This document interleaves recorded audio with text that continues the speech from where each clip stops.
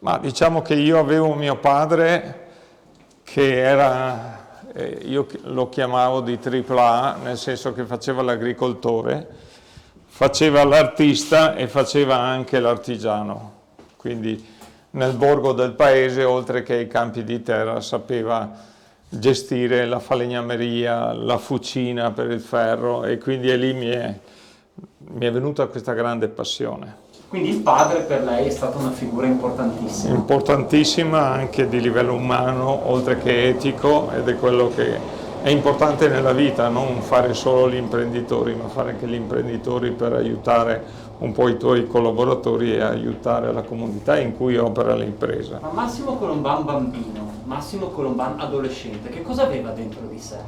Ma la voglia di creare, quindi vedevo mio papà che scaldava il ferro e lo modellava, e così come sapeva intarsiare il legno, e quindi la grande, diciamo, passione per le cose fatte anche manualmente, oltre che studiarle, perché ho potuto andare a scuola full time fino a 14 anni, poi mio padre mi ha detto: guarda che a 14 anni tutti sono andati a lavorare, quindi mi sono subito adeguato, lavoro durante il giorno e scuole serali, con cui mi sono preso il diploma di geometra, frequentando poi per 2 anni l'Università di Architettura. Ecco, qui siamo in Castelbrando e qui ci ho impiegato 5 anni della mia vita a restaurare tutte queste mura.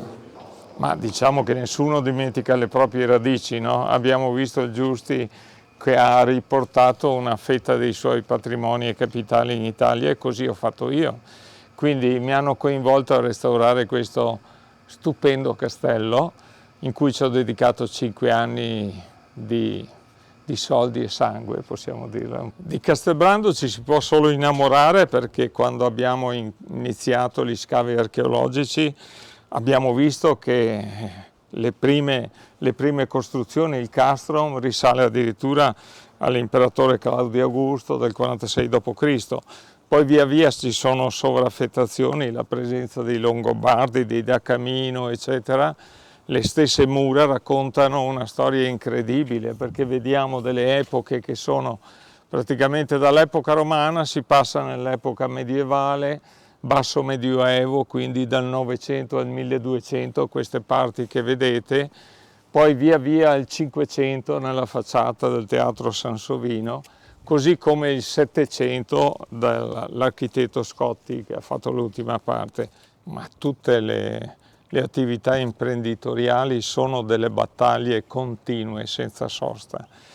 Si vince o si perde se uno sa percepire i cambiamenti, fare le giuste innovazioni. Così è stato nell'attività imprenditoriale con la Permastilisa, e così è nel turismo, con una differenza però abbastanza abissale, che nel turismo da soli non si vince, nel turismo c'è bisogno di aggregazione, e su questo l'Italia purtroppo non ha le caratteristiche migliori. Noi siamo individualisti, siamo creatori, ma i nostri colleghi che producono prosecco eccetera fanno difficilmente rete, non percepiscono che 1 più 1 uguale 3 quando ci si mette insieme, e quindi continuano a pensare al proprio campanile, e quindi 1 rimane 1.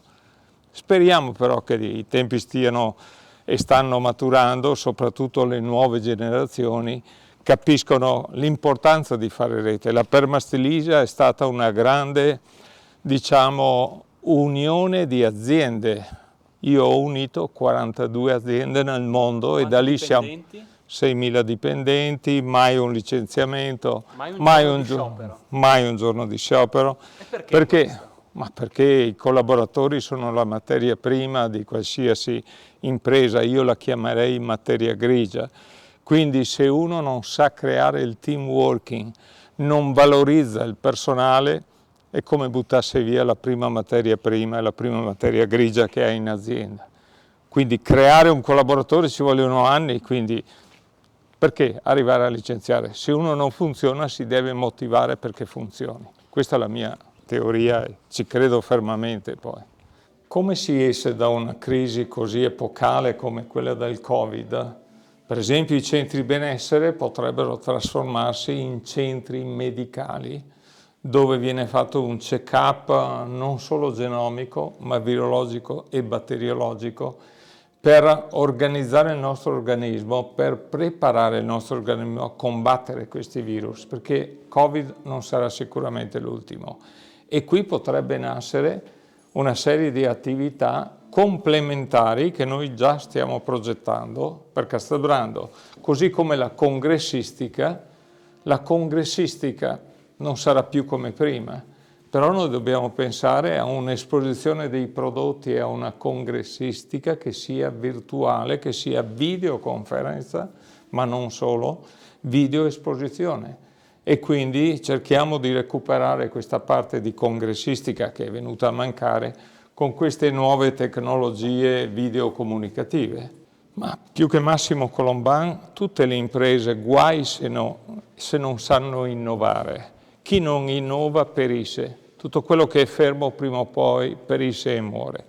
Quindi l'innovazione fa parte della stessa vita di un'impresa. L'innovazione per un imprenditore è una cosa che ogni mattina deve fare.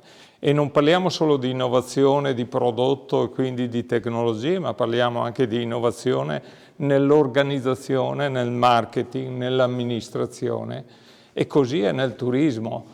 Non può uno aspettare davanti alla porta che arrivi il turista, ma devi innovare gli strumenti sia comunicativi, sia soprattutto per fare rete, per far arrivare i turisti, per farli emozionare in una storia, in un contesto che il mondo ci invidia. E se noi vediamo l'America o l'Inghilterra, con poche cose loro riescono a creare degli eventi mediatici, a rappresentare queste poche cose che hanno in una maniera assolutamente migliore rispetto all'Italia. Forse noi abbiamo troppe cose, ma dobbiamo presentarle molto meglio. In questi giorni mi sono imbattuto nella sua biografia, sono davvero tanti riconoscimenti, soprattutto dai paesi anglosassoni, ma non solo, dall'estero. E in Italia riusciamo veramente a riconoscere le persone che meritano la meritocrazia? Ma è una speranza, come la speranza è l'ultima a morire.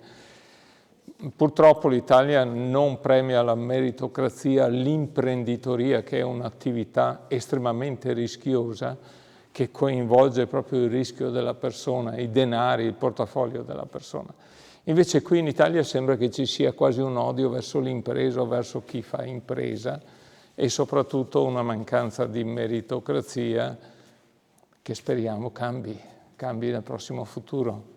Io sono qui in Italia, continuo a operare in Italia perché spero che il nostro beneamato paese, il paese che mi ha dato i natali e tutte, diciamo, le opportunità per partire, oggi ritorni ad avere quello spirito che aveva nel 1970-73, quando io sono partito a fare l'imprenditore, che allora c'era questo spirito meritocratico. Oggi sempre meno. Beh, è stato importantissimo, come molti altri eventi che abbiamo fatto per l'OMS, per una serie di enti internazionali, ma ci spinge a sperare e a progettare molti altri eventi importanti in videoconferenza con le tecnologie più moderne, per coinvolgere non solo i congressisti fisicamente, ma tutto il mondo attraverso, diciamo, i canali video tematici che possono oggi essere usati e saranno sempre più usati.